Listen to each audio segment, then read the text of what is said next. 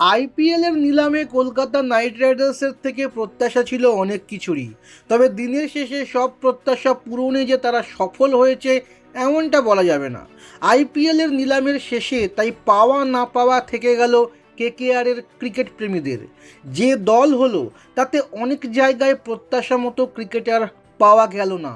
Mitchell স্টার্কের পিছনে কলকাতা এতটাই টাকা খরচ করে ফেললো যে বাকি ভালো দেশীয় ক্রিকেটার নেওয়া গেল না।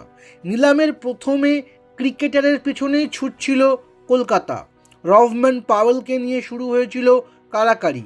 না পাওয়া গেলে অনেকেই ভেবেছিলেন কেকেআর আক্রমণাত্মকভাবে এগোবে, কিন্তু কোথায় কি, সময় যত গড়ালো কেকেআর নিস্তেজ হয়ে পড়ল। প্যাট কামিন্স, হর্ষল প্যাটেল, ওয়ানিন্দু হাসরাং পরপর বেরিয়ে গেলেন। বিশেষত বোলিং বিভাগ শক্তিশালী করতে হর্ষলকে দরকার ছিল, তার জন্য বিডি করল না কেকেআর। ঘুম ভাঙল স্টার্কের নাম আসায়। প্রথম থেকে বিডিং শুরু করেনি তারা।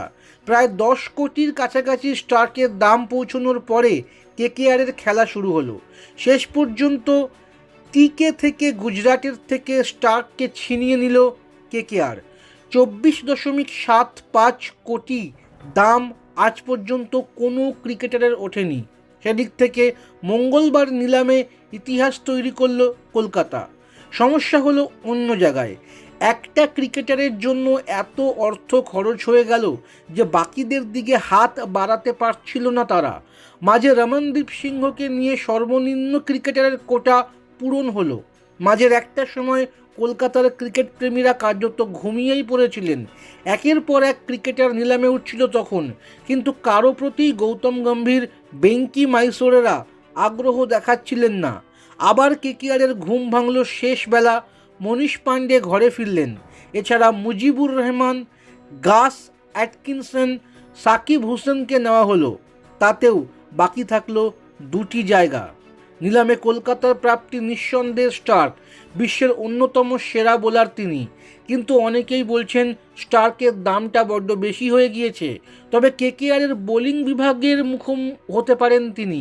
তবে দলে ভালো কোনো ভারতীয় পেসার নেই। হর্ষিত রায়না, বৈভব অরোরা ঘরোয়া ক্রিকেটে ভালো খেললেও আইপিএলের মতো মঞ্চে এখনও যথেষ্ট পরীক্ষিত নন। বোলিংয়ে আরেকটা প্রাপ্তি মুজিব। সুনীল নারায়ণের বিকল্প হিসেব নিয়ে রাখা হলো তাকে।